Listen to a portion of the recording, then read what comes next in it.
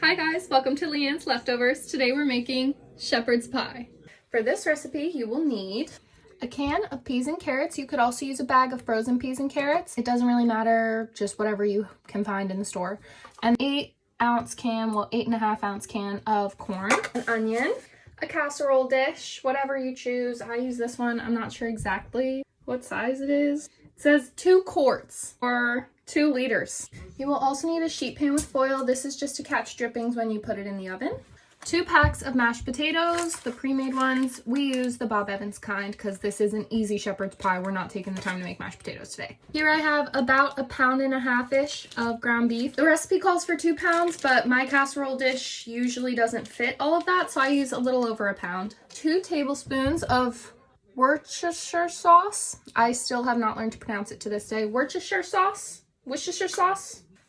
2 tablespoons. You will also need 2 tablespoons of all-purpose flour. Let's get started. First things first, you're gonna preheat your oven to 350 degrees. Now we're gonna prepare our onion. I am blessed enough to have a food processor, I think it is.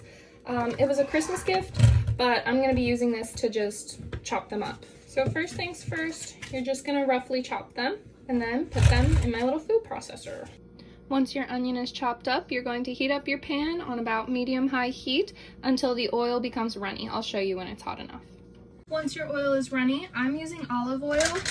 It should kind of, see how it just kind of rolls around the pan really fast? It's kind of hard to show you, but so see how it rolls down the pan very quickly?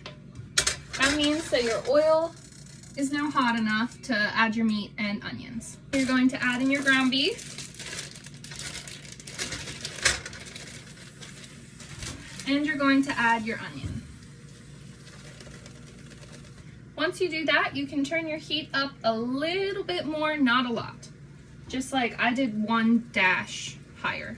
And we are going to season this a little bit and then let it cook. Today, the seasonings I will be using are salt, pepper, garlic powder, onion powder. I'm gonna add a little more garlic now because I love garlic. Paprika, a little bit of chili powder, and some thyme. And now we let it cook until the meat is brown and the onions are sweating.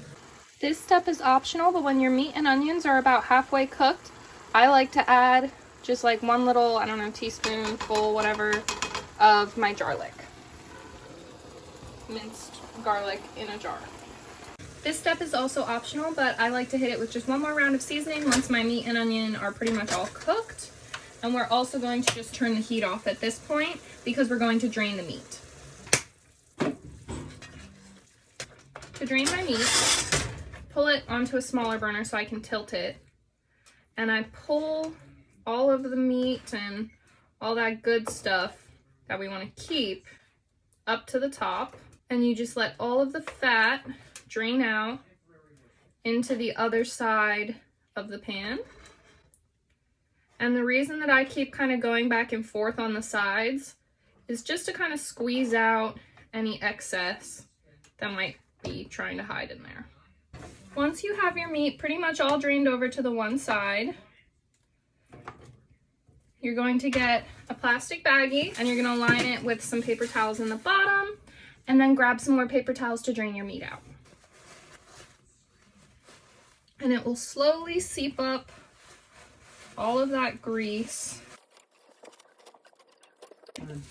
My sous chef has arrived. He's helping me put away some dishes, but once you have your meat drained, you're going to return it to the heat on about medium-low, and then you are going to add your corn, drained, peas and carrots, also drained, about 2 tablespoons of Worcestershire sauce. Just kind of eyeball it. I usually do. 1.5 tablespoons, 2 tablespoons, whatever works. And wipe it off because it will get nasty. And 2 tablespoons of flour, all purpose. Now you're going to mix that very, very well. You want to make sure your flour is completely incorporated. So once it all becomes kind of sticky and gravy-like, you're going to let this simmer. I mean, I call it a simmer. It's more of just let it kind of sit on a medium-low heat for 10 minutes just to cook that flour a little bit. And in that time, you can cook your mashed potatoes in the microwave. That way they're ready for layering. Also, within the 10-minute span, just make sure that you're mixing this or else it will burn to the bottom of the pan. So make sure that you're mixing it, I would say every 3 minutes or so.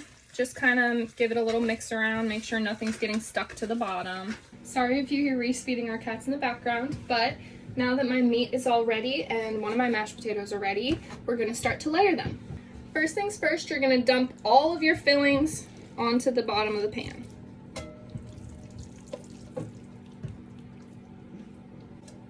I'm gonna flip it to do the rest so that I can actually see. Once you've cleaned out your pan, you're going to smush this all down into an even layer. Just kind of gently spread it out. Once you've got your meat layer all spread in, you can top with your mashed potatoes. I normally do one pack on one side and the other pack on the other side. Oh, you didn't know we had an upstairs. Oh yeah, and this week they were out of these. This was the last one. So for the other side, I'm using this kind. No idea how it's gonna be, but wish me luck. So they are a little bit of a different color, but it's fine.